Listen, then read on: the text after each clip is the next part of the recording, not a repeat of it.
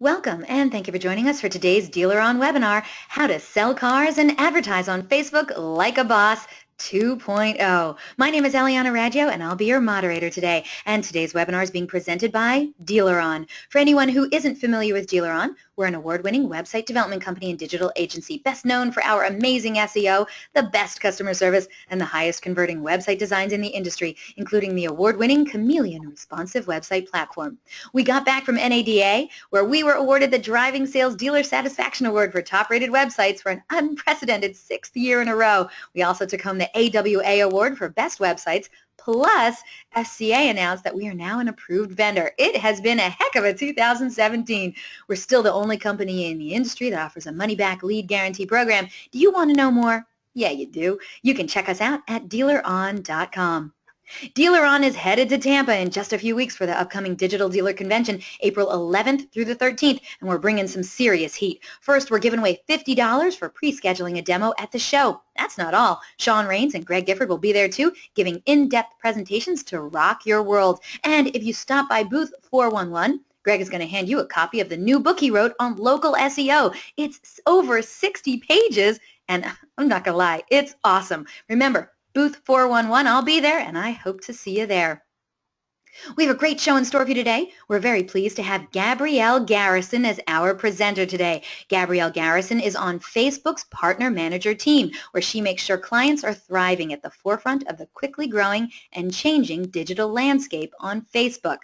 With 7 years in the media business, Gabrielle has held positions in all aspects of the advertising space, ranging from radio to traditional media and currently digital media. An alumnus of the University of South Florida in Tampa, Gabrielle got her start in advertising, helping small businesses in Tampa succeed in their marketing objectives, and later moved to digital advertising on eBay.com, helping brands such as Progressive, Ford, the Chrysler Group, Ronald McDonald House, and State Farm, just to name a few.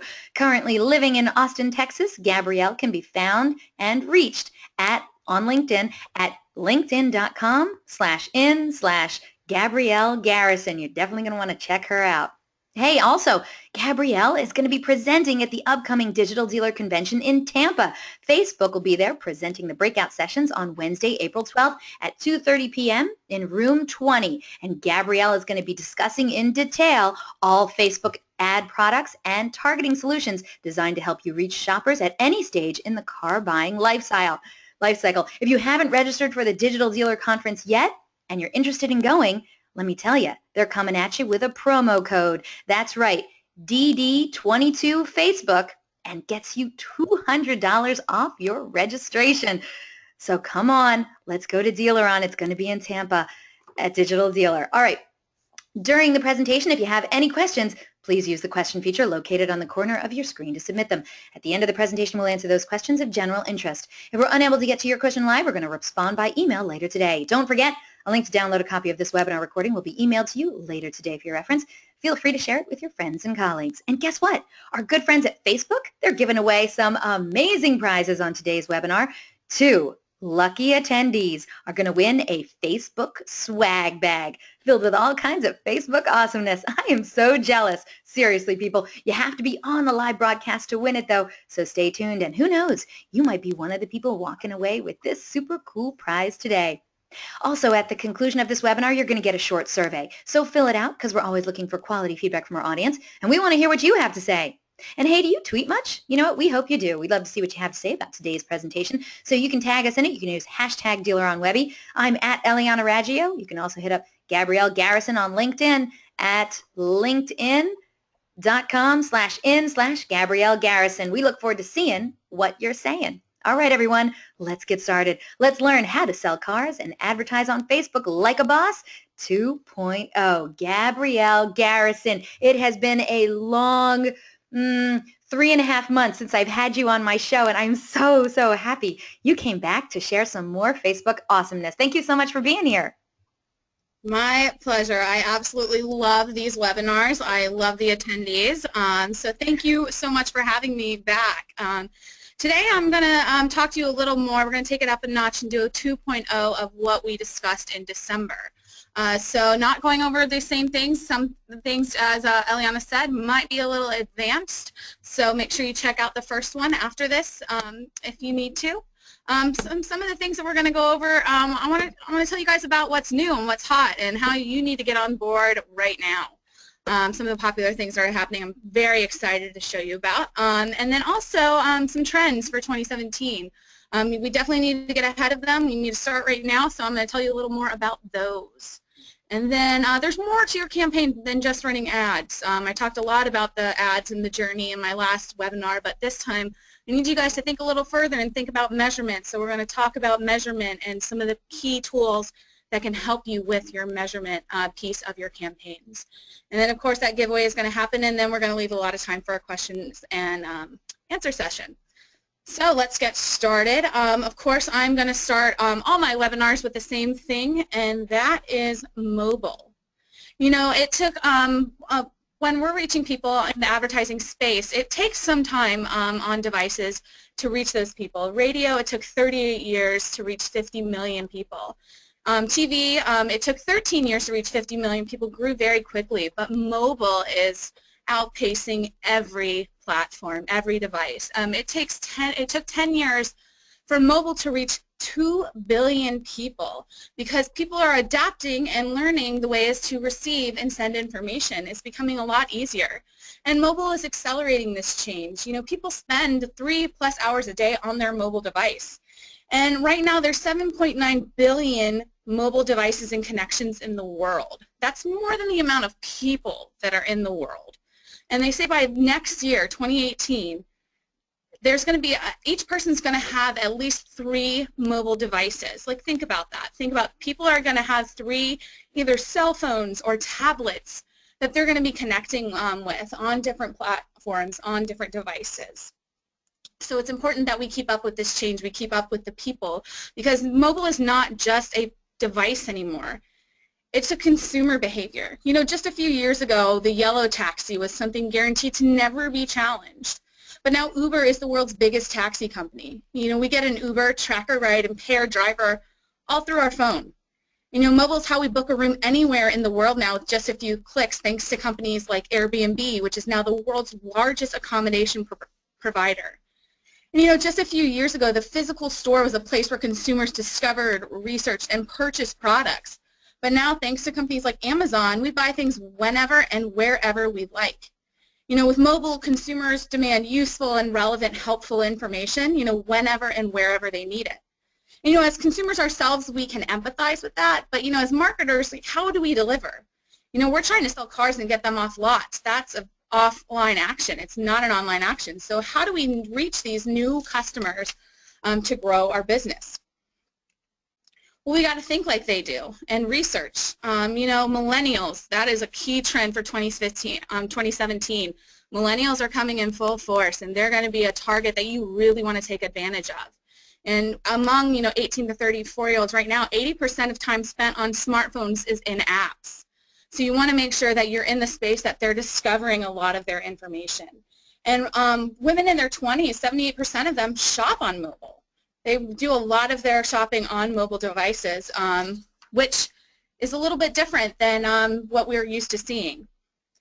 And they're not only doing it on mobile, they might not just start on mobile, they might end on a different device, which means that the customer journey and tracking them is becoming less and less linear. You know, some people might go from their cell phone down to their desktop, and then some people might just go from their desktop to their cell phone or cell phone to cell phone. You know, it's a very complex space that we need to understand a little more so that we know where to put our advertising dollars, where these people are coming from, who they are, and how we can keep engaging with them to come to those dealership lots to take those cars off the lots. And in this, you know, cross-channel world, you know, where someone might discover a product on mobile, research it on desktop, and be reminded on mobile to purchase it in store, you know, measurement can't really subsist on cookies alone. You know, relying on cookies alone is a risky term, like in terms of measurement, and it's pretty risky. You know, how do we know, like for example, in this session, David saw a video promoting a new pair of headphones, then he browsed them on desktop, saw them again on mobile, and then went into the store to buy them. You know, on that desktop, how do we know that David was the one who was browsing for headphones? Or how do we know if someone else uses that desktop? So that what if they got served that ad for headphones?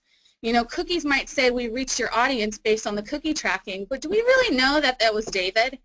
Do we really know that like our advertising dollars are going to the right place? So what's the solve here? You know, we need to make sure that we're tracking people like David who are really trying to target.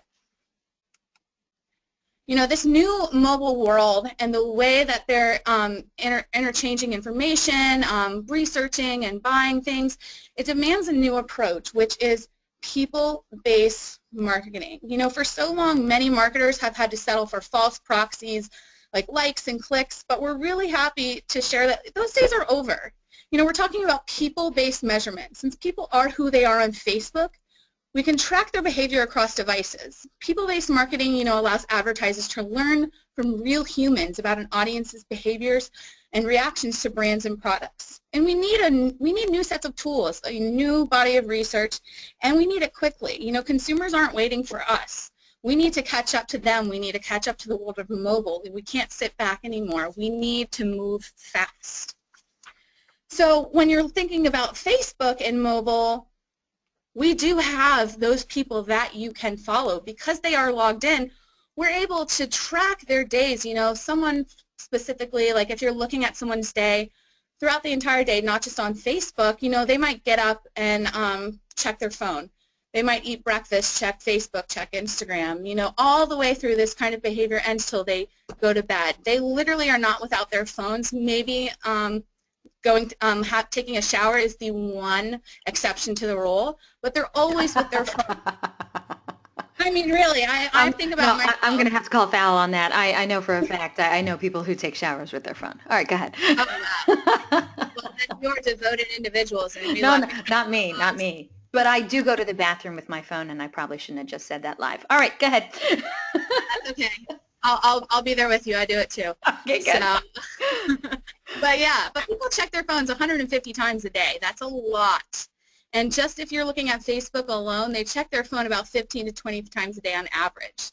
And that's just the average. And I'm sure you're thinking maybe I don't check my Facebook 15 to 20 times a day. But imagine how many people have to check that more than 15 to 20 times for that to be the average. So there is a lot of opportunity to influence a user daily. Unlike maybe newspaper where you only get to interact with them once. Direct mail, they might check their mailbox once a day. Facebook, you can interact with them 15 to 20 times a day. And that's just the amount of time that they actually check their phone. Now I want to kind of look at time spent. So these circles represent, you know, big players in the game and the amount of time spent on that device. Google, hands down, obviously a big player in this space with YouTube as well. And then you see Yahoo, Snapchat, Twitter. Well, when you put Facebook and Instagram into the space, they actually eclipse time spent on all of those platforms combined. So 20% of time spent on mobile alone is within Facebook and Instagram. And then if you include our audience network, which is our vendors who we partner with to serve ads and give you more reach, that's another 6% of time spent on mobile. So people are spending 1 in 5 mobile minutes on Facebook and Instagram platforms alone, which is so powerful, a lot of opportunity to reach those target audiences that you're wanting to reach. And I don't want to just talk about the time spent on mobile. I want to talk about the actual numbers. And these are numbers that have been updated as of February 2017. Facebook, on each month on Facebook, we have 1.86 billion users. That is beyond insane. I can't even think that there's that many people in the world, but there is, and there's more. WhatsApp, we have 1.2 billion people active each month. Messenger, very popular, 1 billion each month. And then Instagram, we have 600 million active members each month. Huge amount of people.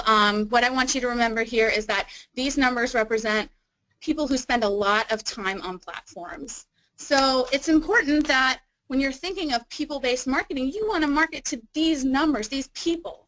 And on Facebook, you know, we've realized that the likes, shares, comments of the past are gone, and we need to develop something new. So what we've done is we've developed this people-based marketing funnel that you can engage people from awareness to transaction, and then re-engage them in that loyalty phase when they've already bought the car and you need that parts and service parts of their business. So I talked a lot last webinar about this consumer journey, which you're going to get a copy of this slide. What I want to do now is take this consumer journey and talk a bit about the pieces that can help you along the way that you might not necessarily be thinking about. But before I go over that, I would love to ask a poll question if we could. I think that's a great idea. All right, Gabrielle, here we go. Audience, we got 3 poll questions coming your way today. This is our first one. We want to know, which Facebook platforms do you see the most lifetime value in when it comes to paid media? Please select one of the following answers. Do you feel that Facebook only, that's the one for you? Are you really into Instagram and you only have eyes for Instagram right now? Is it audience network that really gets you going? Is it a combination of 2 out of those 3? Or do you feel it's the last answer, which is all 3 platforms work in conjunction and they give you the best value lifetime when it comes to paid media? All right, once we get a majority of the votes in, we're going to close the poll and share the results. The votes are coming in fast. Audience is on it today, Gabrielle. By the way, we already have some great questions that have come in. So if you have a question or 10 or whatever for Gabrielle Garrison from Facebook, send them in. We're looking forward to a really great Q&A session after Gabrielle is done with her presentation. All right, votes are still coming in, so we'll give it another couple seconds. And yes, Gabrielle did talk about the first time she was here, which was in December, and she did the same subject, but it was 1.0. So today it's a bit more advanced. She's about to get into the really advanced stuff in just a short measure of time. So hold on to your hats. But if you need a refresher course, or if you didn't get to see that first one that she did, please check out DealerOn.com/webinar, and there look for the link that says miss a webinar. Click on that, and that's where our archives are, and you can just go down and find Gabrielle's or do a search, or just go down to December of 2016. All right?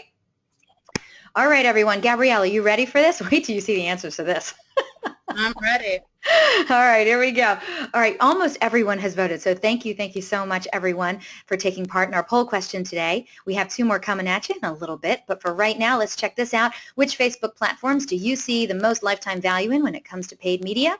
17% of today's audience said Facebook only. 1% said Instagram only. 1% said audience network only. 39% of today's audience say that it's a combination of 2 of those, and the majority, 42% of today's audience, say, hey, they like all 3 of them. And just so you know, Tony wrote in, I love the Facebook. I tell all of my friends. Thank you. AJ wrote in, thank God, most of them said all 3. And then we have a bunch of great questions that have come in. So we'll get to all of those later. But right now, Gabrielle, we're going to go back to you and your amazing slide deck. Thank you so much for that. All right, and thank you guys. Yes, I agree with AJ. Thank God most people said all 3. I talked a lot about placement optimization in my last webinar. You guys have obviously listened. Thank you so much. I am smiling so big right now. I am like holding my cheeks. I'm so excited. But let's keep on some of the stuff that I do want to talk about, starting with what's new and hot. And this is going to focus around one of our platforms, which is Instagram. So Instagram, it's not, the platform itself is not new, but there are features on it that are brand new as of 2017. And I just want to talk a little bit about the community growth if you're not familiar with it. You know, it started in 2010, reaching 1 million users, and it quickly grew that the following year to 10 million, kept increasingly growing to 600 million users. So this is a platform that is going to be continually growing, which means we're going to be continually evolving it. But the greatest thing about Instagram is from the very start, brands have been an integral part of it. And people have reacted to these brands on Instagram. You know, 70% of users follow a business on Instagram, and 60% of users learn about a new product that they did not know about because of a brand's presence on Instagram. And 75% of users actually take action on a purchase or a lead form fill based on the things that they've seen on Instagram. So Instagram, of course, is a powerful space for brands, and we're excited that they've been here since the start and are increasingly growing. But just to take it within automotive specifically, you actually will be getting this slide to take home and the next one. if you want to take a break from writing down some things. But just to go over it real quick, the average number of sessions per day for automotive Instagram users is 18 sessions. That's awesome. I said the average for Facebook and Instagram activity per day is 15 to 20. So automotive users being at 18, that's such a strong number. A lot of ways to influence a user daily. Percentage of men versus women, 64% of men, 36% women. And then a lot of impressions are served for automotive Instagrammers over 28 days, over 1,400. So a lot of opportunities to influence those users, as I said. And then also one stat that I think is amazing is automotive Instagrammers follow 263 accounts on average. That is 2 times the global average of the number of accounts that users follow in general. So automotive Instagrammers are like killing the game on followers with 2 times the global average. So we know that automotive is important in this space because they also are 7 out of 7 days they're on Instagram, 28 of 28 days they're on Instagram. So we wanted to make sure that you were able to reach those users in the way that you wanted to, that aligned with your business objectives. So what we have started doing is we have brought lead ads to Instagram, which is pretty exciting because I know that leads are very important to you guys. You'll see here that this is a lead ad on Instagram. If you're familiar with the lead ads on Facebook, you'll see that it looks pretty similar, and that's because all you have to do is when you fill out your lead ads on Facebook, you check that box on Instagram. As I said, you have those in automatic placements. This was a part of placement optimization. Those 42% of you who said you use all 3, you probably are familiar with this checkbox, or those who said a combination of the 2. Now that when you include Instagram, it will include lead ads if you are running lead ads, so that's pretty exciting. And I just want to talk a little bit about lead ads since you have this new opportunity to reach them on Instagram as well. The way you should be thinking about leads. When you're trying to grow your business by adding your customer base, it's important to cast a wide net. Often marketers reach out only to those who have shown strong interest in the business. Let's say people who have either searched online or visited your website. While this is a great starting point and very effective for using lead ads, there's a much bigger opportunity. With Facebook, businesses can reach out to people who are aware but haven't demonstrated interest, as well as people with little awareness or interest. These are the potential incremental customers that I'm talking about.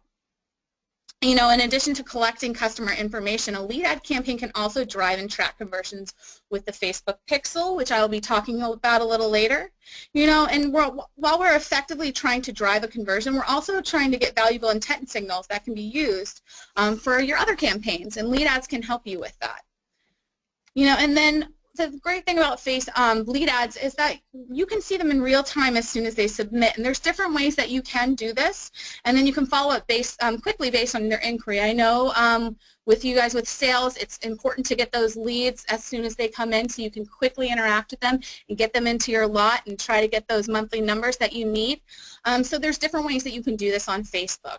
You can integrate with our API to receive customer info in real time if you're working with a vendor.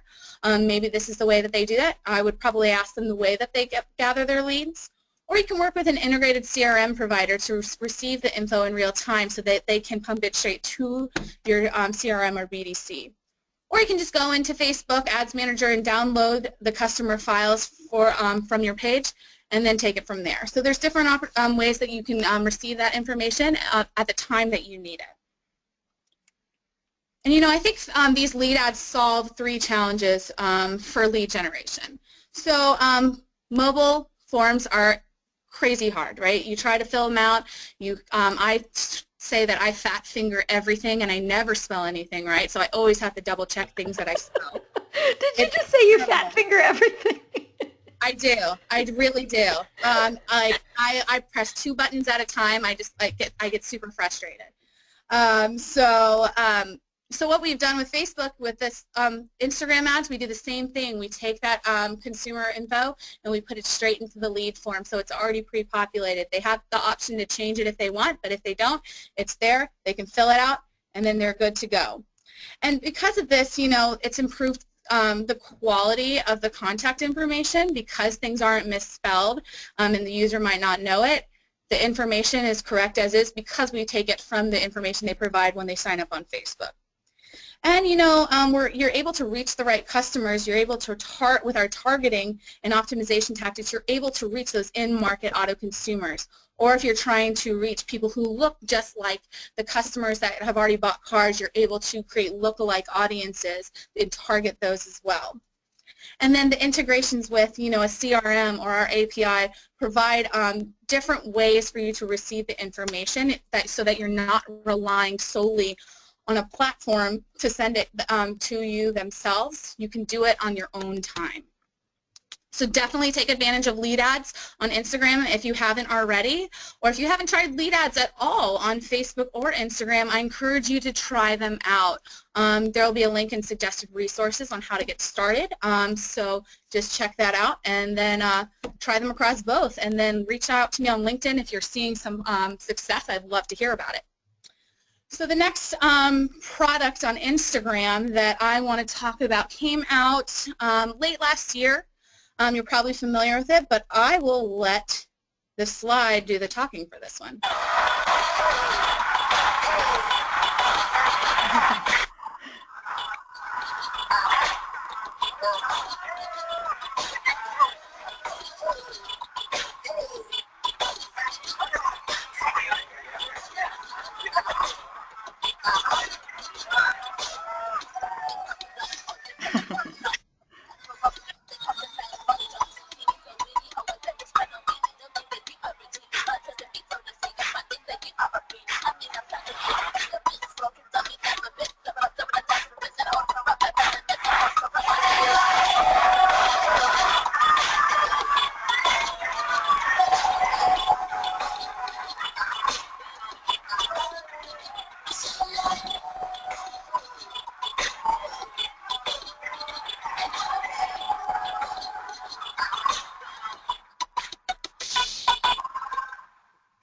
That's cute. I am currently obsessed with Instagram stories.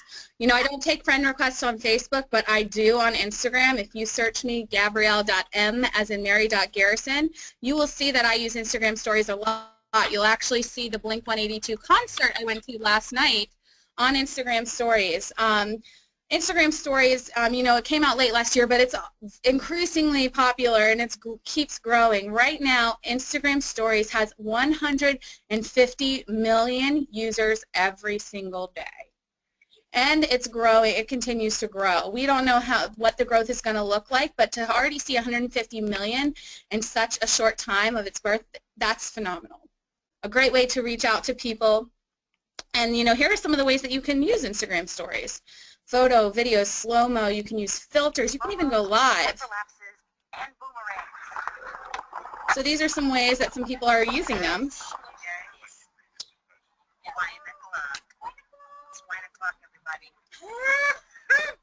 I don't know who that is, but I want to be their friend. But there's certain ways that you can... Tony wrote in, are Americans that bored? I think Americans just really want to, everyone wants to have that Kardashian 15 minutes of fame, I think, sometimes, but it's opening up so many opportunities for people to be storytellers in their own way. Think about all the people from like Vines and YouTube and Twitter that are becoming sensations just on the things that they post. This content, can be shared and appear together in slideshow formats. Or, people can give personality to photos and videos with the filters. And then these stories are available. You can send them to your story to show to yourself, or you can send it individually to people. And they're only available 24 hours, so people are more excited to go to these, and they're going to them sooner because they know they only have a limited amount of time to see these stories. So they're really fun. They're really entertaining. You can actually send people messages based on something you saw in the stories as well. And just some creative guidelines so the video plays up to 15 seconds and the photo content plays for 5 seconds by default, and you don't have to take something in the moment if you don't want to. You can take a photo from earlier and then upload it whenever you want to, and then you can get creative with it. Use boomerang, hyperlapse, and layout.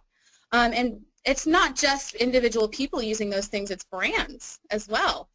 You know, the momentum for brands is really popular in Instagram stories. You know, out of the most viewed stories, one third of them are from businesses.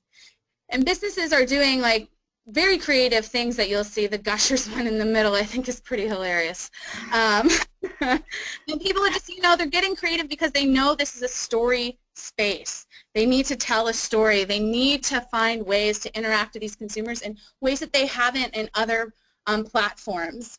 So, you know, I want to go over our creative shop, who is a phenomenal team at Facebook.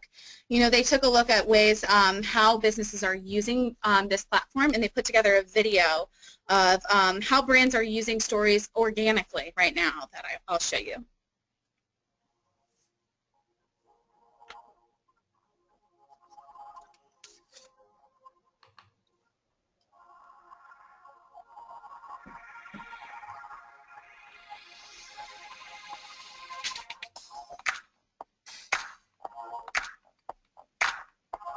This is good music.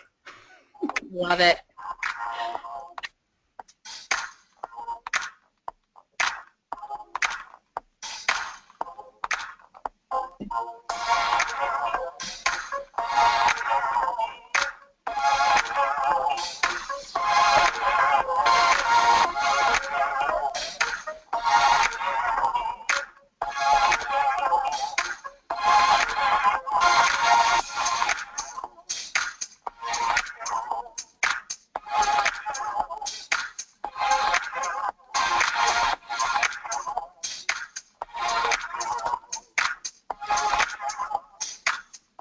That's cute. Lots of different ways that you can use this, and those are all brands. You know, they play with information, and there's ways that you can do things like tutorials or behind the scenes kind of things. You know, Mike Davenport, I know that you do a lot of this stuff on Facebook. If everyone follows him, the kind of things that he does on Facebook, these are the things that you can do on Instagram stories if you aren't doing them already. So try it out. Like if you're about to reveal a new vehicle in your showroom, give them a behind-the-scenes look at it. Or, you know, your parts and service, which is what, 80% plus part of your revenue. Give them a behind-the-scenes tour of what their car goes through once they hand over the keys to you guys. I mean, there's different ways that you can experiment with this. And if you haven't, I would start with experimenting with it organically, because as of this month, we added another feature to our Instagram stories, which is ads. You can now place ads in Instagram stories. What? Which is super exciting. It is brand new as of March 1st. So this is something that is a first to market opportunity for auto. Right now we are only doing the reach objective, which is a great place to do this anyways, because when you're storytelling, it's more about maybe brand introduction, brand knowledge. So reach is the one that we're starting with now. We're going to grow into more objectives as we learn more, but since this is new and this is a platform that's growing fast, we're starting with something that we think is going to drive the most impact. Just so you know, Dan wrote in, he said he liked that video, but it went too fast for him. Is there a link where they can find that video with the 5 things they can do on Instagram? You know what? I don't know, but I can look after this webinar, and Eliana, I'll follow up with you. Okay, great. So, yeah. No, good question, though. Thanks for that. So just talking a little bit more about the Instagram, you know, this stories is a little different as far as sound on mobile. This is the only place I will say this, but 70% of stories that are video views are played with the sound on. Unlike other mobile spaces where the sound's normally off, this is a place where if you have great content that has sound that's better with sound versus captions, this is a place that you can do that. You know, 1 in 5 stories on Instagram gets a direct message, solely an incremental opportunity based on their stories. And I just want to show you a few stories that have already done really well and are showing great growth on this platform.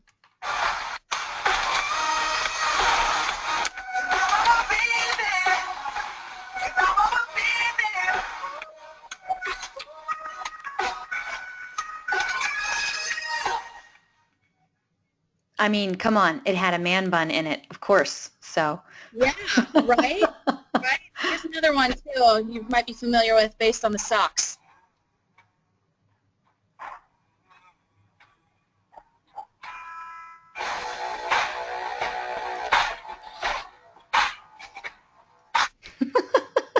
Then here's another one.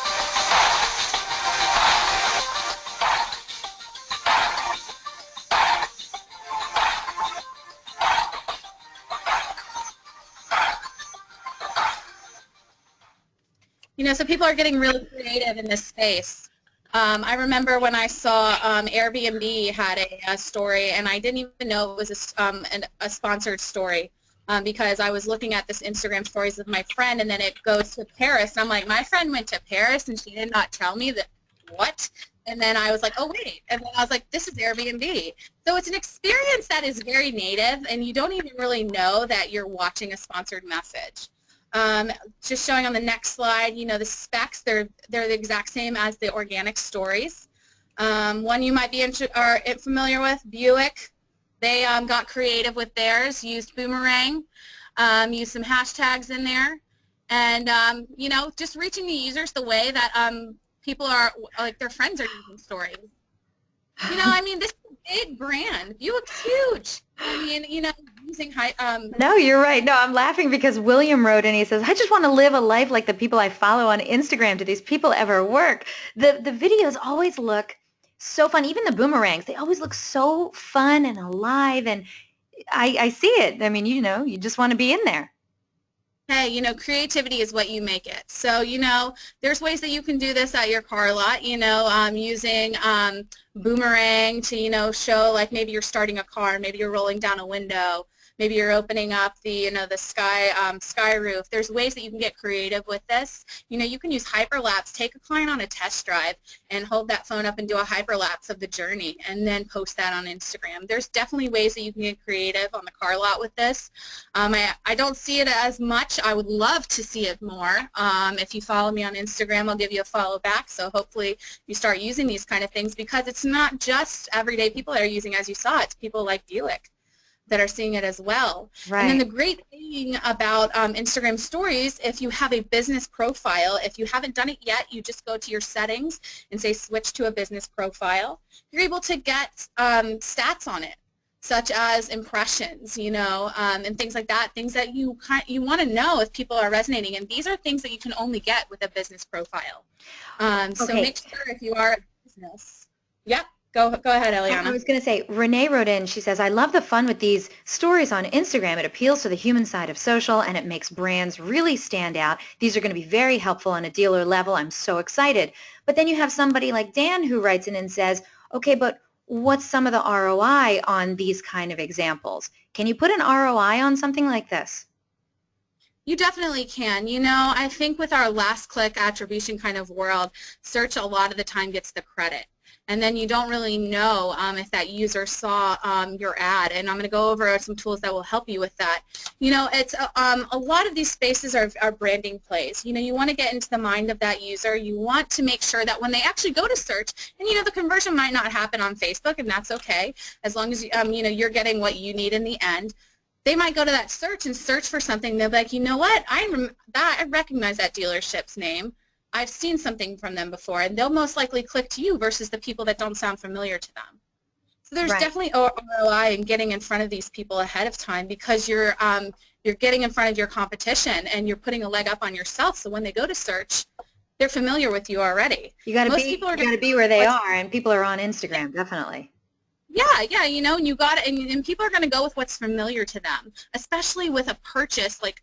You know, a car is like an average $40,000 purchase every 7 years. So people take it seriously. They want someone that they can trust, someone that they're familiar with. So getting in front of them ahead of time at places like Instagram Stories or Facebook is going to be important. So you have that full consumer journey of interacting with them maybe 12 months before they're buying, and then the aftermarket place of after they buy, you want them to come back in for parts and services. So there should always be a brand play in your Facebook, Instagram, Google, whatever strategy. Right. And Dan, I'm talking to you, Dan. AJ wrote in something very, very deep. Deep thoughts with AJ. He says, branding is ROI, that happens whether you can measure it or not. Oh my goodness, AJ. Oh my goodness, you have had too much coffee today, AJ. But listen, Dan wrote back in. He says, Buick is spending a lot of money to be a younger brand, but not hearing stories from other GM dealers that this is actually working. The impression feels like Buick is trying to copy Cadillac's playbook. Dan, you got some ideas on what Buick is doing and what Cadillac is doing. I don't know what the answer is. All I know is people are on Instagram. A lot of people are on Instagram. So if you can grab their attention and hit them one more time on Instagram while you're hitting them on Facebook too, I don't see how that hurts. It definitely doesn't hurt. You know what? And I did say millennials is going to be a trend in 2017. So, you know, maybe Cadillac just started with it and maybe started a little too early, but now Buick's starting to see the value in it and they're jumping on board, and they're not the only ones. So they're appealing to the millennials, who are the people that are going to be buying those cars this year. So I think they're heading in the right space. Literally the second you said millennials, I got a quote that came in from Brittany. She says, I feel like we do need to adapt to the millennials. And then you said the word millennials. It was hysterical on my side anyway. So, and AJ says he's always been that deep for many, many years. All right. Well, just so you know, we have a ton of questions that came in about Instagram. So we're going to be definitely revisiting this subject when we get to the Q&A session. Keep those great questions and comments coming in, everyone. Thank you so much. Oh, are we doing a poll question? We actually are. I would love to ask a poll question, but just to wrap it up so you know, just Instagram stories. It's our Instagram's first full screen immersive format, and you can use our ad targeting and audiences and measurement, just the same as Facebook, to get that ROI, whether it's brand or whether it's direct response that you're looking for. So yes, let's definitely ask a poll question, of course, around Instagram. Yes, we can. All right, audience, you did so great on the last poll question. We're hoping for the same kind of response on this one. We want to know, how do you currently use Instagram today? Of course, we're talking about at your dealership, not personally. All right, so how do you currently use Instagram? I only post organically. I post organically, and I do a little bit of advertising. I'm regularly active in both the paid and the organic. I do it all. I do the stories, I do the paid, I do the organic, I do everything. Instagram is my love. Or I don't actually use Instagram at my dealership. Hey, that's fine too, but we're here to tell you, you might want to consider it. Right, Gabrielle? Of course. Definitely. And by the way, Tony wrote in, millennials hate being called millennials. Now, I don't know that that's true, but then again, I'm not a millennial, so... You know, I am a millennial. I'm on the back, or the older half of the millennials, and I don't mind it. You know, I think millennials are trendy, so I like to consider myself trendy at times, because I might not be the trendiest, but if we're considered trendy, I'll take it. All right, let me just say, people are writing in about this. Wyatt says they totally do, LOL. Crystal says, I am, and it is totally true. Rick wrote, millennial right here, the term doesn't bother me. Tim says, we just don't relate to half of them.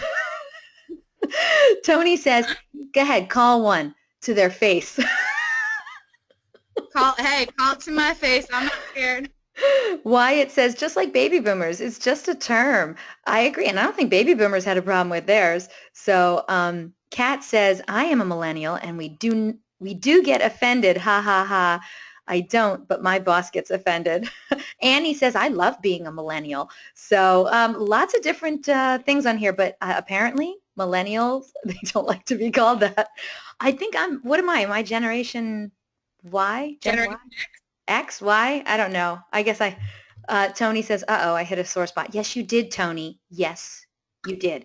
AJ says, I just want to be a millennial. Well, there you have it. All right, so now that we have all these votes in, Gabrielle, are you ready to see how the audience voted? Of course, I'm ready. Let's do it. All right, looks like 27% of today's audience say they only post organically on Instagram. 19% of today's audience say they post organically, but they do a little bit of advertising as well. Only 14% said that they regularly are active in both paid and organic. 6% are Instagram ninjas. They do it all, the stories, the paid, the organic, but that's only 6%. And then we have the majority, 34%, who say, nope, they're not into Instagram yet. Wow. All right, the Listen up, 34%. You better change your minds after speaking to me. And if not, I'm going to come find you because I know your names. You've been commenting. But hopefully you change your mind. You know, Facebook and Instagram is all about experimenting, keeping up with the changes. We move fast, so we hope you move fast with us. We want you to change this space with us. And we can't do that if you're not on it and experimenting. So try it out, and then message me on LinkedIn. Tell me how it went and what you did. I'd be curious to learn more from you. Yes. Yeah. Let's do it. I know you still have so much more information to get to. Hurry up, Gabrielle. I know. We need to pause these questions. Everyone just pause real quick. So I want to talk about a trend that's going to be happening in 2017. I talked about Instagram. I talked about millennials a little bit. Now I want to talk about video. You know, as we know, mobile has arrived, and the future of mobile is video. You know, we know that people are spending a huge amount of time on mobile, but what are people doing on mobile? They're watching more and more video. You know, according to Cisco, 3/4 of the world's mobile data traffic will be video by 2020. That's 3 years from now, guys. You know, and we're already seeing some of this development on Facebook with 100 million hours of video views. Our video being watched every day on Facebook, 100 million hours. And many of those hours are clocked on mobile. So video is going to be extremely important as we move forward, and it's important to understand that designing strong creative for mobile is not the same as designing creative for TV.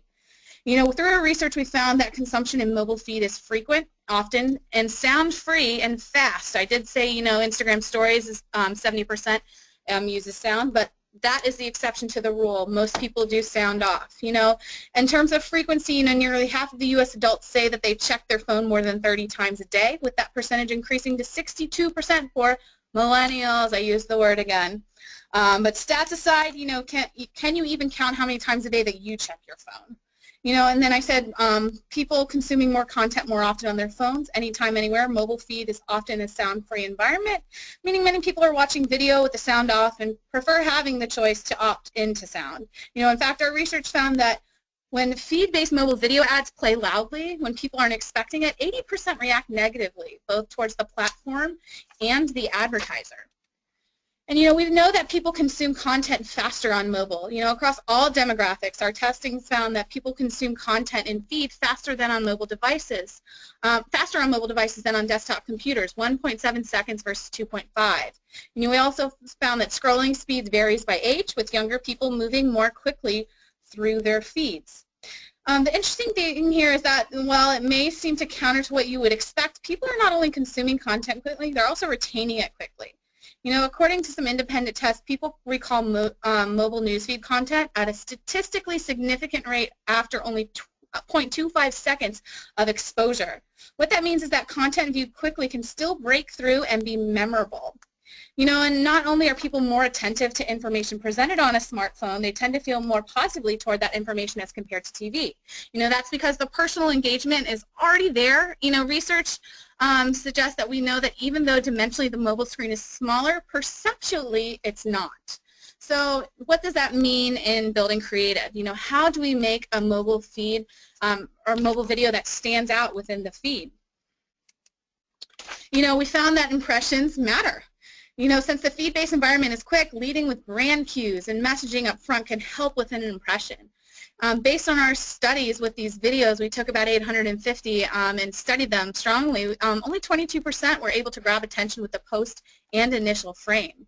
You know, and then within the first 10 seconds, just 23% of ads delivered understandable messaging, and less than half had easily identifiable brand cues. You know, by making your brand stand out from the first frame and considering the sound-off experience, there's an opportunity for your brand to grab attention. And so we did a research study with Nielsen that shows how Facebook video ads move brand metrics like ad recall, brand awareness, purchase consideration, with the majority of the value of a video campaign being delivered within the first 10 seconds.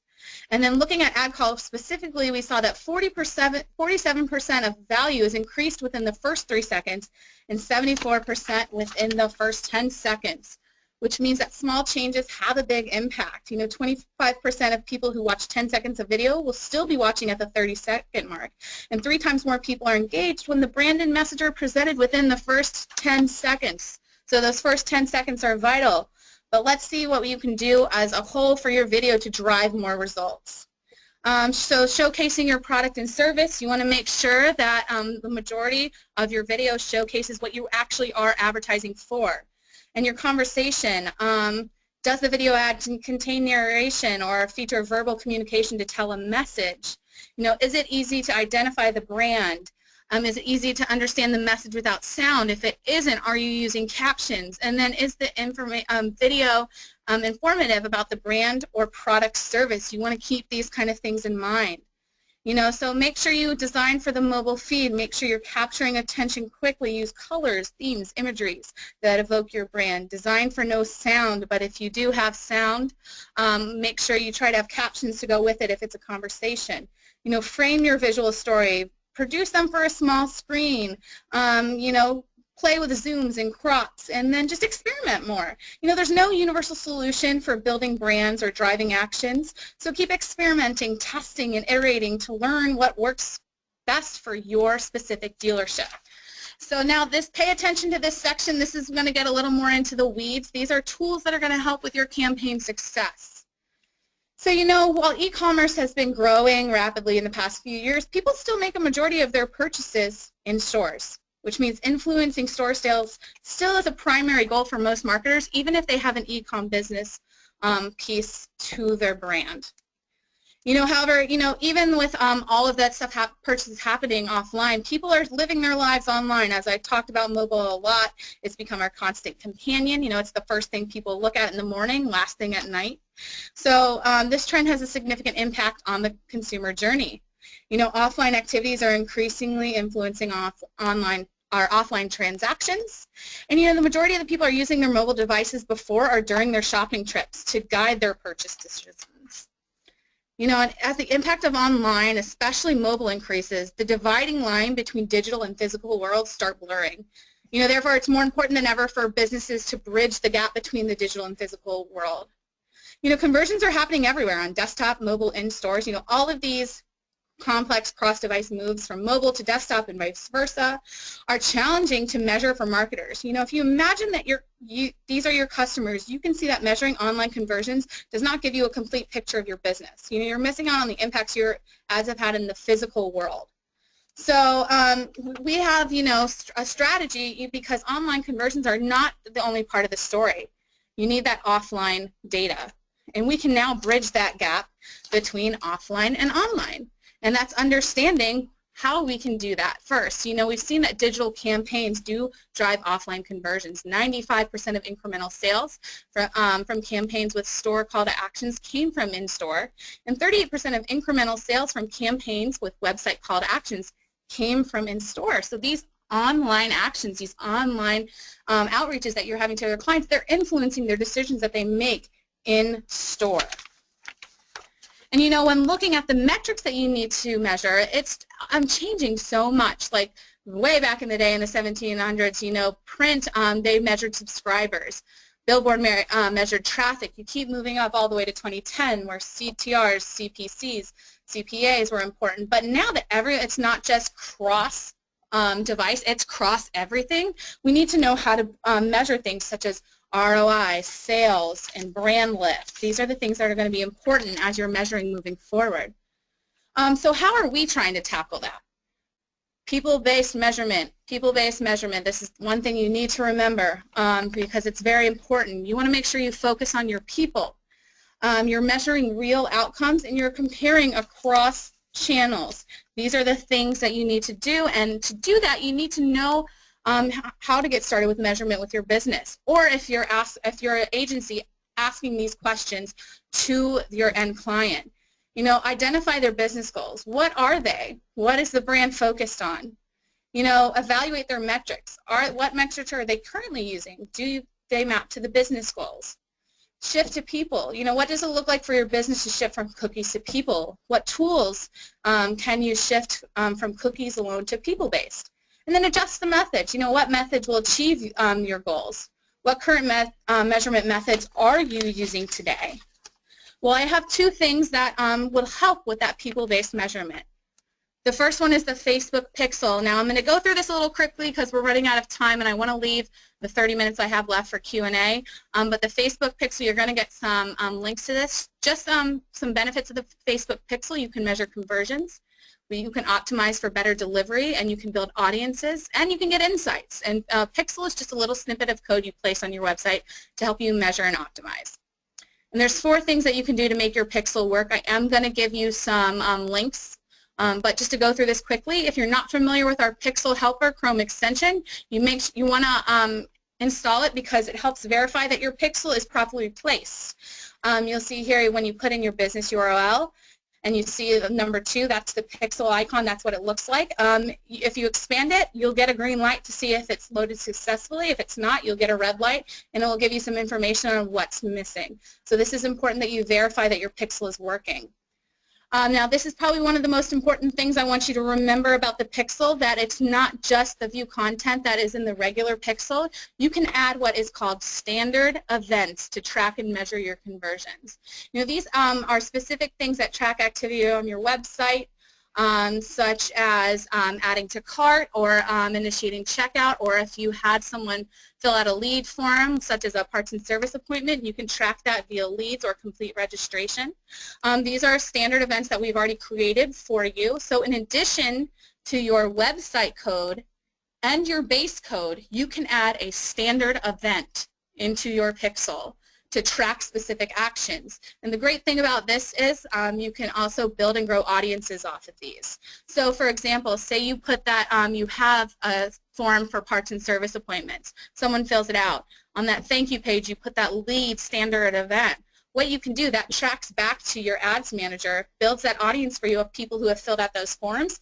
You can actually use that audience in your campaigns. Say exclude this audience so those users don't receive your ads because they've already filled out the lead form. You don't need to spend money on them. And then it will spend money on the people that you haven't reached out that you value the most at the time. So there's different ways that the Facebook pixel can be used, but audience building is one of the most important things. Using those standard events will help you grow the audience. But you can also optimize your ad delivery for conversions. It's as simple as creating a campaign with the conversions objective. Select the conversion event that you care about. So if you have those standard events, say it's a lead, you know, the drop-down menu in a conversions objective flow through Ads Manager will display the events. So you choose the one you want. And then it will ask you to what you want to optimize for. You want to optimize for conversion, so that system will serve your ad to the people who are likely to take your desired action. And then, you know, you always want to know the value of that user. So if you don't know it, or if it's inexpensive, you want to select automatic bidding. If you know it, definitely choose manual, so you can put the value in of the user so you are reaching the right people for you. So definitely want to take advantage of these things with the pixel because it is important. It definitely helps with measurement. You can also create custom conversions that aren't a part of your pixel code, but are important if you're doing like a one-off sale or something with one of your nonprofits that you want to track on your website. You can create that custom conversion. It can track that, and it will go back to your audience manager and ads manager, and you can build audiences off of them. So now, to drive sales, you know, you're going to need the power of your campaigns with both online and offline insights. So the way you can do that is with offline conversions. You know, offline conversion ties your data to your Facebook campaign and allows you to leverage these insights to help improve your campaign performance. So you know what it can do is, you know, it can measure. You know, we talked about the consumer journey across device and cross-channel. Offline conversions allows you to break measurement silos between online and in-store conversions and connect store sales to your Facebook campaigns. It also allows you to target and optimize, find those target audiences that are important to you, and optimize and serve ads to them.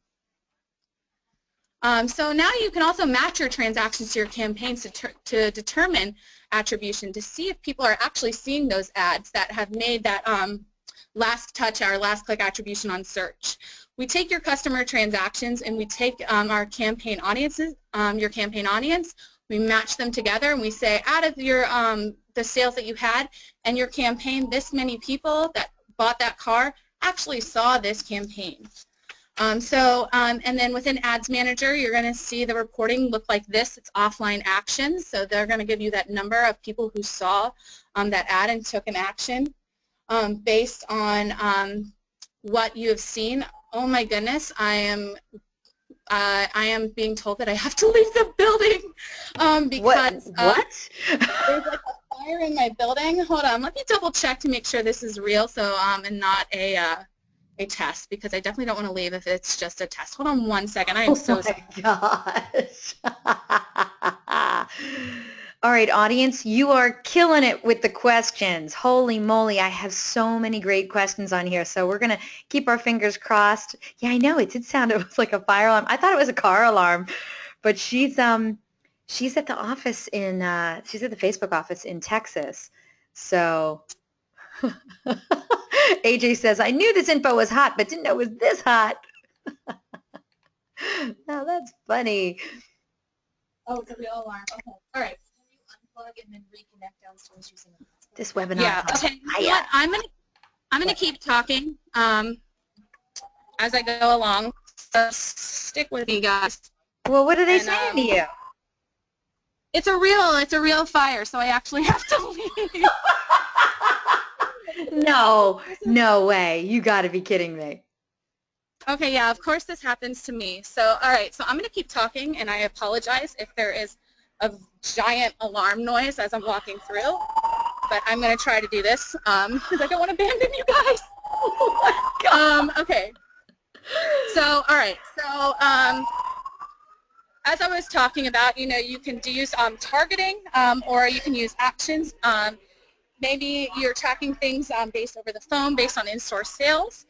Some ways that you can target it, or you can actually target people such as high spenders, recent shoppers, loyalty members, and see if they're reacting to your ads based on the offline conversions objective. So how does it work? So there's multiple points, integration points, including taking your CRM data, and what we do is we put it in an offline event, which is something that is created within a business manager. So you definitely need a business manager to do this. And what it does is that offline event is where you store your data, your sales data, which is hashed, so it is safe. And then we take that data and we tie it to your campaign. And we tell you how many people, based on your list of sales, connected to this campaign and actually saw the campaign. So this is something that you're able to take your offline insights, such as your sales, and their online campaigns influence these offline sales. So this is kind of what it looks like as you're uploading data. Are you guys still with me? Oh, we're still with you. Oh my God. Are you getting out of the building? Okay, People are concerned. Right now, this is like the weirdest thing in the world. You're getting out of the building though, right? The information, you upload it here. And then the information uploads just like this. And then you're able to go to your offline manager to upload it. And then map that to the reporting that I showed you to find who saw the ad. So basically, you want to tie your ad campaign to your business transactions so that you can bridge the off. You there? Gabrielle? Well, that's it, people. We lost her in the fire. Jeez Louise. Oh my gosh, I can't believe this. Gabrielle, are you there?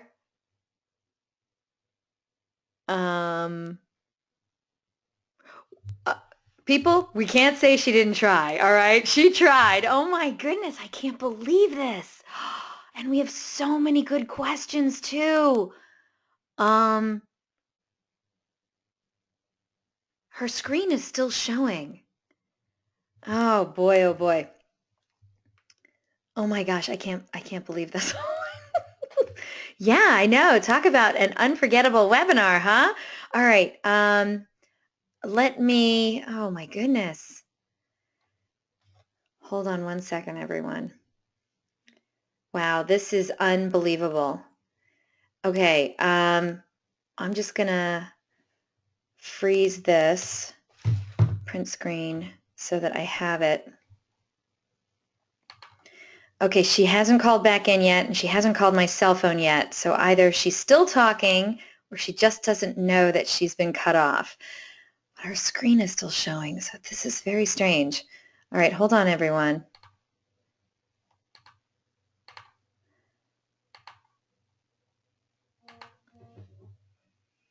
All right. And okay, she did text me. All right, hold on, everyone. Let's see what we're going to say. She says she's on the call. No. Okay. Wow. Okay, audience, I'm so sorry to do this to you because she was on a roll, but I think I'm just gonna have to call this one, and we're just gonna have to see if we can get her back for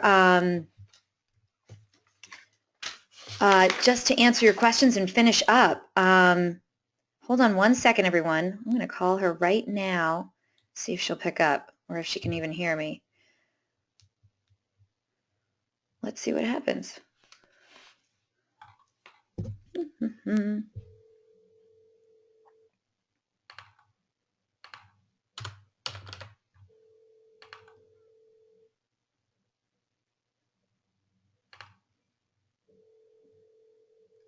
Oh, yeah.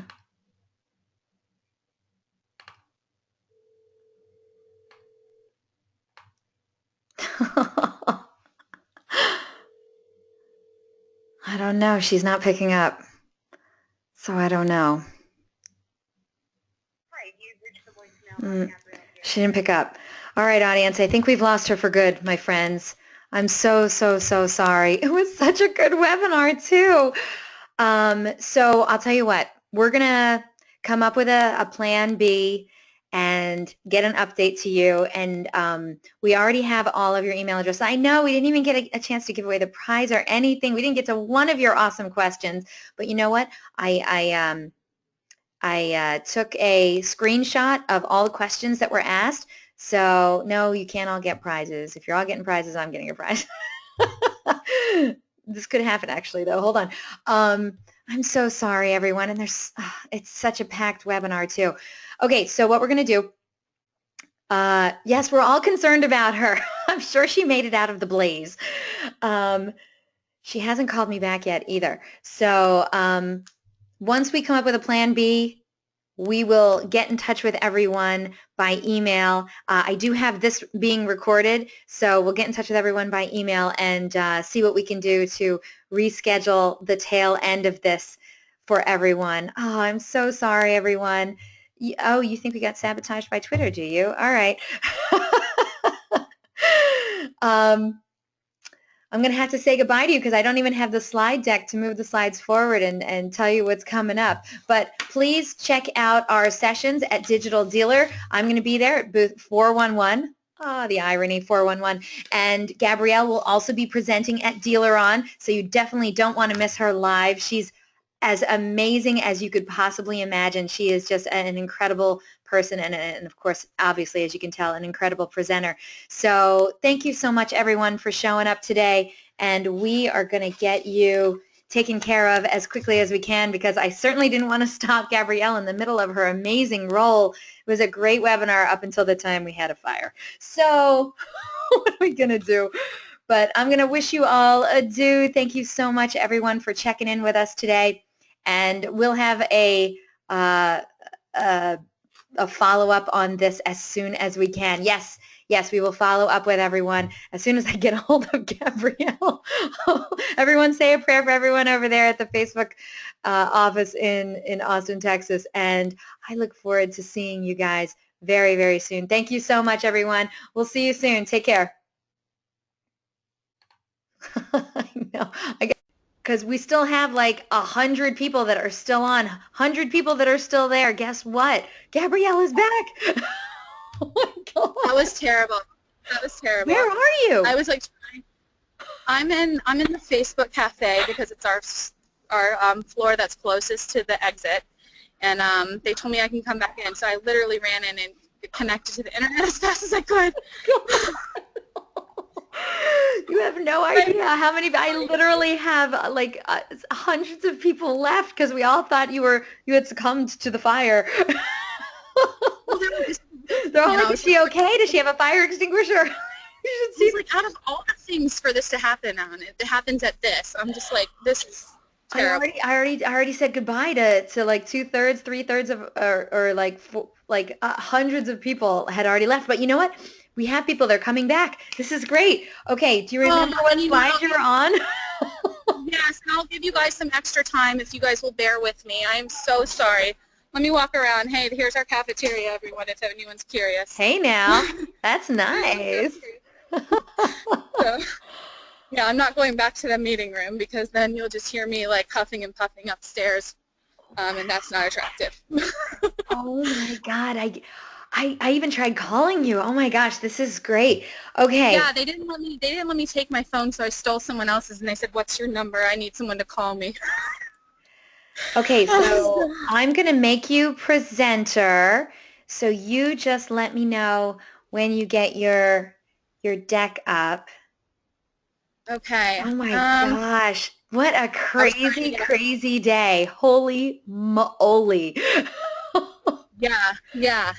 Insane day. So I don't remember exactly where I was because I literally can't. I do. Yes, it's the one with the hand. The hand and the... Okay, yes. Let me go back. Yes, that one. That is where you were. Yes. Okay, yeah. So you're able to upload your offline data using our business manager. So offline events, offline conversions does require you to have a business manager unless you're connected via API. So make sure that you are connecting via your business manager. But you're able to actually upload your offline data and measure it within Ads Manager. So this is just kind of the steps when you're uploading the offline events. Offline events are created within Business Manager, but then you can view them on Ads Manager. So if you have a vendor that you're working with, ask them about offline events if they're created for your account. But once you select the data source and then you upload your data, it's going to kind of look like this, so that you know what you're sending to our system. Your information is then hashed for privacy and safety, and then that information is then used and connected to your campaign from the data that you provided from your CRM into your ads campaign. And it connects to your ads campaign, and it tells you based on your sales data that you've uploaded how many people on that sales list saw the ad on Facebook. So they might not, I know we were talking about like what is the ROI in brand and things like that. They might not have made that final action on Facebook. They might have done it on search, but they were influenced for their search by this campaign, and we did show you that that person actually saw the campaign. So at some point you influenced them before they went to their search to make that car purchase. So offline conversions, and I'm so sorry, I will do another 2.0, Eliana, very soon to go over this again. I feel terrible. Don't feel terrible. What are you going to do? Act of God, fire in the building. What? You came back. Right? I had already said goodbye to the audience. I stopped the recording. Oh my gosh, you came back. Thank you. But yeah, I'll definitely go over this again. But just offline conversions is important because it does tie your ad campaign to your business transactions wherever they take place. So store purchases, call center transaction, maybe deferred payments, and you're trying to get a hold of that person because the phone isn't working. Serve them an ad, or show that that they did see that ad based off the data that you're providing us, and we're connecting to your campaign. People are saying maybe you should go to the fire department and do the rest of it. I know, right? I'd be like, do you have Wi-Fi on the ride there? But yeah, so in summary of putting all of this craziness together that just happened, I want you to think people, not proxies. People-based measurement. I want you to keep that in your head whenever you are approaching digital advertising. Is this people-based measurement, or is it proxies? We have a solve for you on Facebook for people versus proxies, so you definitely want to think about that as you approach your advertising objectives to get those cars off the lots. You want to measure those, where those cars off lots, where they came from. So you want to measure your real business outcomes. No longer is clicks, likes, shares, and comments important. It's about measuring those real business outcomes across the journey and connecting things via like the Facebook pixel that I talked about, or the offline events and the offline conversions that I like hastily went through because I was being escorted out by security because I wouldn't leave. Your dedication is admirable. I just want everyone to know that. Yeah, and then you know what? I want you to continue to test and learn with us because, you know, as Facebook, we do move fast. We move sometimes faster than maybe we should, but we own up to the things that we do. But the thing is that we can't learn and we can't continue to move fast and keep up with this mobile trend that is making us go fast without you guys. We need you guys to test this. We need you guys to iterate this. We need the feedback. We really rely on the people and the businesses that are on these platforms to drive these business values that you guys have so we can learn from you. So continue to test and learn with us. Hang in there with us. Use all of these things I talked about. Try out Instagram stories. Try out Instagram lead ads. Get ahead of the game with mobile video.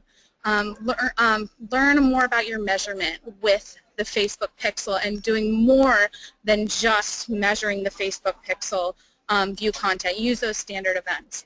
And then measure those people who actually bought the cars to see if they actually did see your ads with the offline conversions. All of these things are important, and I really hope that even in my hastiness at the end that you got a lot of value out of this. If anyone's around, let's ask a poll question. If not, I'm happy to do an extended Q&A for you guys. Okay, let's try a poll question. All right, audience, we have our last poll question of the day here. It's on your screen now. We want you to answer, if you wouldn't mind. I mean, she did run out of a burning building and come back in just for you. So please vote on this, okay? All right, keeping your business goals in mind, how much time and effort do you devote to understanding the measurement of your Facebook campaigns? Please select one of the following answers. It's huge. I devote as much time as possible. I look at it every now and then, but maybe not as much as I probably should. It's not the most important thing to me. I don't focus on measurement at all, or I don't advertise on Facebook yet. Okay. Yes, it is very subjective to what your job is at the store, but please try and answer the question as best as you can, all right? We would really appreciate that. Okay, once we get a majority of the votes in, we're going to close this poll and share the results, and I love that people are coming back on. That's awesome. I got to be honest with you, Gabrielle, I don't know. I think maybe you and I are going to have to get together and figure out a way to answer all these questions because, I mean, it's at least an hour's worth of questions, at least. Wow. Yeah. Well, I'm happy to, especially since I, had to pause for a fire. I know. So, your dedication is amazing. And remember before when, I said online that you were a hashtag badass? Dude, you just proved it today. So I'm just letting you know you win. All right? Thank you. Appreciate it. All right, audience, we're going to close up this poll and share the results. Thank you so much for sticking it out with us. And here, let's see how you voted today. All right. 44%, oh, it's close. 44% of today's audience said it's huge. I devote as much time as possible to understanding the measurement of my Facebook ad campaigns. Almost the same. 43% said, hey, I look at it every now and then, but I admit maybe not as much as I should. 5% of today's audience said it's not the most important thing to me. And the remaining 8% of today's audience, they don't advertise on Facebook yet. Okay. Yeah. We're changing minds though. Hey, it's only 8% of the audience though. I mean, would we like to see that at 0? Yeah, maybe one day we will. Right? Hopefully. All right, back to you, my friend. All right. So I'm just going to go over some, if I can get myself out of the way. Let me close it. Okay, so just some action items. I'm going to give you some suggested resources as well.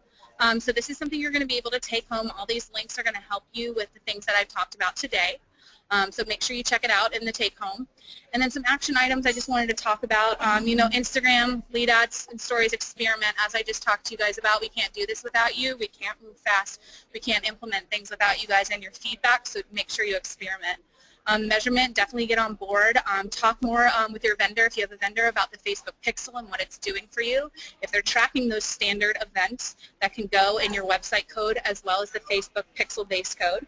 And then, video, make the change. I just said, 2017 is going to be the year of video to try to catch up to those stats that we're going to see in 2020. So make the change, design for mobile video.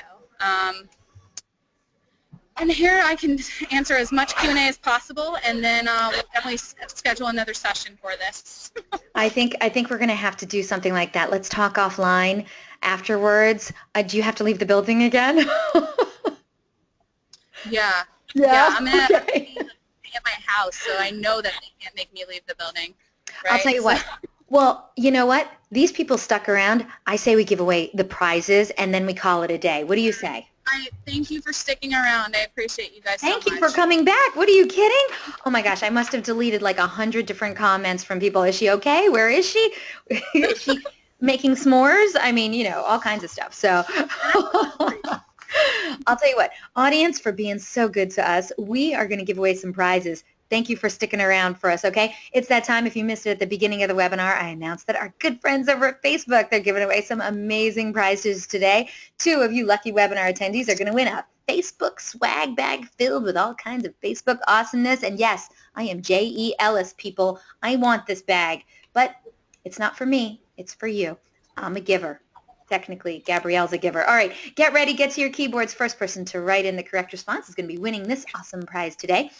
We're going to do it a little differently today because Gabrielle is such a cool person and loves everyone who comes to her webinars. Vendors, we are going to ask you to sit out the first question, but we're going to give you a chance to win the second Facebook swag bag. All right? So please just sit out the first question, and we're just going to have dealers do that one. And then, who knows, you might be able to get to win it in the second round. All right? So here we go, dealers. Good luck, everyone. I hope you guys took great notes in the middle of all this. Oh, it's beautiful. You have natural sunlight now, Gabrielle. This is nice. I know. I figured I'd go outside because there was a lot of people coming in. Okay, here we go. All right, everyone, good luck. According to Instagram internal data, how many people use Instagram stories every day worldwide? Oh, we do have a winner. Hold on, I got to see who this is. Somebody got it right. Let's see. First person to write in the William Adams. William Adams. I have never seen your name before on my screen, so you must be a first-time winner. He was the first person to write in the correct response of 150 million people use Instagram stories every day worldwide. Awesome. Congratulations. William Adams. Hey, William. You know what I need from you? I need to know what dealership you're from, and I also need a mailing address from you, sir. So if you wouldn't mind sending that over to me, I'd really appreciate it, and we'll get that swag bag out to you as soon as possible. They're going to be coming directly from Gabrielle over at Facebook in Texas. William Adams is from Fred Anderson Toyota. Congratulations, William. Enjoy. I'm not jealous at all. Okay, he's in Lexington, South Carolina. Phenomenal. Thank you so much, sir. All right, now we're going to open it up to everyone. So if we got any vendors out there that are still hanging on, you're available to win this. It doesn't happen that often, so good luck, everyone. Here we go. This is not an easy question, so I hope you guys were paying attention. In addition to the website code and base code of a Facebook pixel, what item can you add to your pixel to help track specific actions on your website? Ooh, we do have it. Yay! Oh my gosh, I'm trying to see. Okay, Gabrielle, is it correct if somebody, I know the answer is standard events code? Okay. Yeah, that's correct. Is it just called event code or is it standard event code? Standard events codes. Okay. Because we have custom events. standard events. Gotcha. Okay. Standard event code, Becca Rettenberger. You are our winner today. I've never heard your name either. Are you a first-time winner as well? Congratulations, Becca Rettenberger. Where are you from, Becca? Help me out. Becca Rettenberger. Wow. Friendemic for the win. She's one of our vendors. You may very well be like the first vendor who's ever won a prize on my webinar, so congratulations. She's in Nashville, Tennessee. What a great town. Congratulations, Becca Rettenberger from Friendemic. And then we also have William Adams from Fred Anderson Toyota. You're going to be getting your prize directly from our good friends over at Facebook in Texas. And you know what? I know. We only had 2 prizes today, and there's so many of you today. You know what? It's okay. We give away cool prizes every week. So come on back to another DealerOn webinar. And who knows, that could be the day you win a cool prize on a DealerOn webinar. But for right now, we got 2 winners in William and Becca. Congratulations. And of course, we got to thank our amazing presenter, Gabrielle Garrison from Facebook, for her incredible generosity and staying power. So thank you, everyone. All right, Gabrielle, let's you and I talk offline, and we'll come up with a solution to this hour, at least an hour's worth of questions that are coming our way. Okay? So thank you so much, Gabrielle. You are just, I mean, seriously, definition of an automotive rock star, and I cannot wait to get you back on my show. Like, literally, when I talk to you after this, we're already going to set a date. All right, my friend? And I am looking forward to it. And I'm looking forward to seeing you in Tampa, too. I'm going to be in Tampa because Digital Dealer is going to be exhibiting, and we're going to be presenting, and we're giving away some cool stuff. So stop by booth 411 and say hi. And Gabrielle's going to be there too. So make sure if you're stopping by in Tampa for a Digital Dealer, you make sure that you see her. She's going to be talking on Wednesday, April 12th at 2:30 in room 20. She's going to be laying down the knowledge. You're not going to want to miss it. All right. And sure, let's go through the whole closing thing. Hey, we're going to be sending you a survey. Dude, if you don't all give her 5 stars for this, I mean, I'm done. There's nothing else I can do. I need to see every single one of you fill out that sheet, and it's only 3 questions. It won't take much time. Come on. Seriously, she ran back into a burning building for you. Come on, people. All right. And DealerOn is going to be sending out invitations for next week's webinar. They're going to be going out tomorrow. How to get maximum profits for your trade-in leads. Fact, 82% of car shoppers have a trade-in. However, 32% of trade-ins offered to car dealers are underwater. 32%. And the trend is on the rise. All dealers know how important the trade-in process to close more deals. After all, when done right, trade-ins can be a huge revenue stream for the dealership. Conversely, missteps during the appraisal process can lead to time wasted, negative equity, and even lost sales. So when it comes to trade-ins, how do you balance speed and accuracy with transparency and profit? In this eye-opening 1-hour webinar, e-commerce expert Barry Brodsky is going to teach us all how to maximize conversions, sales, and growth from your trade-in leads. Attendees of this fast-paced presentation are going to learn the right way to set proper expectations, how to give full transparency, how to provide accurate trade-in values in just 90 seconds, and how your online trade-in forms could make you or break you. Yeah, is your head in the trade-in game? If you want to sell more cars and make more money, it had better be. If you're ready to learn how to get maximum profits from your trade-in leads, then you can't afford to miss this important presentation, so register now. Don't forget, DealerOn's weekly webinars are held Thursdays at 12 noon Eastern, 11 a.m. Central, 10 a.m. Mountain, and 9 a.m. Pacific. If you have questions, comments, or suggestions regarding our webinars and our topics, feel free to contact me directly. Again, my name is Eliana Raggio. I'd love to hear from you. So you can track me down online. I'm everywhere. Facebook, Twitter, Google+, you name it. I'm on all the automotive social networks. Or you know what? You can just email me directly at eliana@dealeron.com. Thank you all so very much for spending this time with us today, and I hope to see you all in another webinar in our continuing education series. Thank you so much, everyone. Thank you. Great webinar. Oh, my gosh. Gabrielle. Love you all.